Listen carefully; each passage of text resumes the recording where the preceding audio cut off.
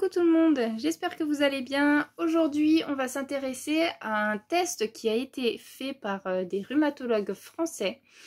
Ça s'appelle le questionnaire FIRST, je dirais que ça s'écrit, que ça se dit comme ça, mais en tout cas ça s'écrit F-I-R-S-T, qui veut dire Fibromyalgia Rapid Screening Tool. Donc je vais faire le test avec vous. En direct, on va essayer de faire ça. Donc c'est un texte, justement, il y a 6 questions brèves apparemment. C'est gratuit. Hop. Et on va voir s'ils me disent que je suis fibromyalgique ou non. Alors, première question.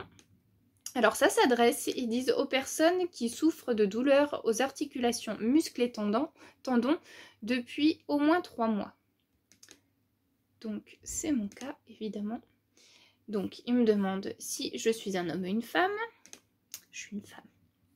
Quel âge j'ai? 34. Bientôt. Hop. Ensuite, avez-vous déjà passé ce test auparavant? Non. Suivant.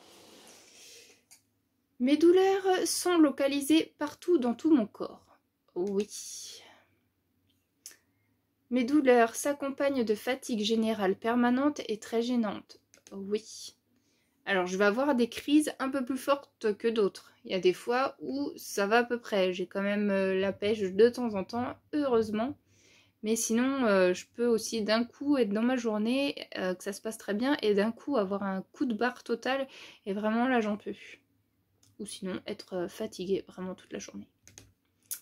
Voilà, on fait suivant. Ah, il m'a pas pris mon... Ah non, c'est pas la même. Alors, je passe à l'autre question. Mes douleurs sont comme des brûlures, des décharges électriques ou des crampes. Ouais, je dirais que c'est comme ça. Ça dépend des endroits. Brûlures souvent qui vont être à ce niveau-là et surtout aux omoplates. Décharges électriques, ça m'arrive dans le dos ou un peu dans les jambes et dans les bras. Et des crampes, ouais, en fait, j'ai l'impression que justement, les muscles sont tellement contractés que c'est comme des crampes. Voilà. Donc il faut se dire qu'on a des crampes tout le temps. Alors après, j'ai vraiment déjà eu des vraies crampes.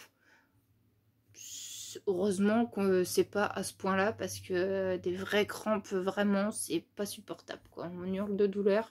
Là, on les a, c'est aussi pénible puisque c'est constant.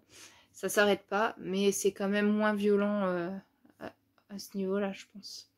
Alors, mes douleurs s'accompagnent d'autres sensations anormales, comme des fourmillements, des picotements ou des sensations d'engourdissement dans tout mon corps. Ah ouais, carrément, évidemment. Ensuite, mes douleurs s'accompagnent d'autres problèmes de santé, comme des problèmes digestifs, des problèmes urinaires, des maux de tête ou des impatiences dans les jambes. Alors moi, j'ai pas l'impression, en tout cas, d'avoir ce syndrome-là des jambes sans repos. Mais c'est vrai que les fourmillements, ça c'est sûr. Ah oui, mais c'était dans l'autre question. Donc les problèmes digestifs, oui, j'en ai. Les problèmes urinaires, bah j'ai tout le temps envie de faire pipi. Voilà. Les maux de tête, ouais, à cause de mes cervicales. Et impatience dans les jambes, bah ça je ne sais pas, mais du coup je réponds oui.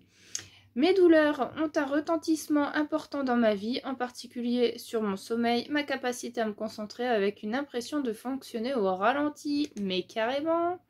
Hop, c'était la 6e. Suivant, tuc tuc tuc, vous avez obtenu un résultat de 6 sur 6, sans déconner. Donc, qu'est-ce qu'ils me disent ? Le seuil pour une fibromyalgie probable chez les personnes souffrant de douleurs diffuses depuis au moins 3 mois a été fixé à 5 sur 6. Une étude de validation a montré qu'un résultat de 5 sur 6 identifie correctement 90,5% des personnes ayant la fibromyalgie selon les critères diagnostiques de tac tac tac tac tac. Qui inclut aussi les fameux 11 points sur 18 douloureux.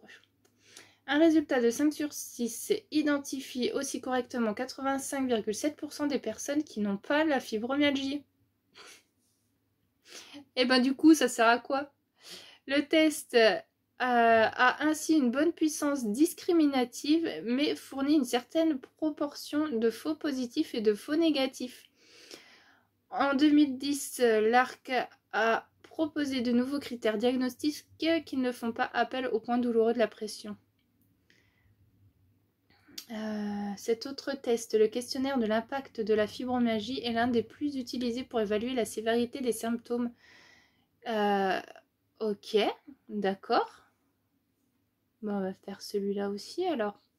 Alors du coup, on m'a déjà dit que certaines fois mes vidéos étaient trop longues. Donc je vais arrêter cette vidéo et je vais voir si je peux faire l'autre test pour voir justement ce questionnaire sur l'impact de la fibromyalgie. Et je vais le refaire sur une autre vidéo. Comme ça, ceux qui veulent juste voir ce questionnaire first, qui s'appelle peut-être first ou first, je sais pas. Voilà, on l'a fait. Et bah, en conclusion, moi j'ai l'impression que ça sert pas à grand chose. Parce que de toute façon, je pense que c'est quand même délicat. Il suffit de répondre oui à tout. Et il y a quand même d'autres choses, je pense, à dire, à expliquer. On est quand même toutes, tous et toutes. Il faut que je me mette dans la tête qu'on n'est pas que des filles. On a quand même, on est tous différents. Et du coup, non, je pense que de toute façon, rien de tel que de voir un médecin qui s'y connaît, hein, et qui croit à la fibro. Donc voilà, j'arrête ma vidéo pour pas que ce soit trop long et je refais le test qui nous ont dit sur l'impact général et les symptômes. Ok, et ben à tout de suite alors, ciao.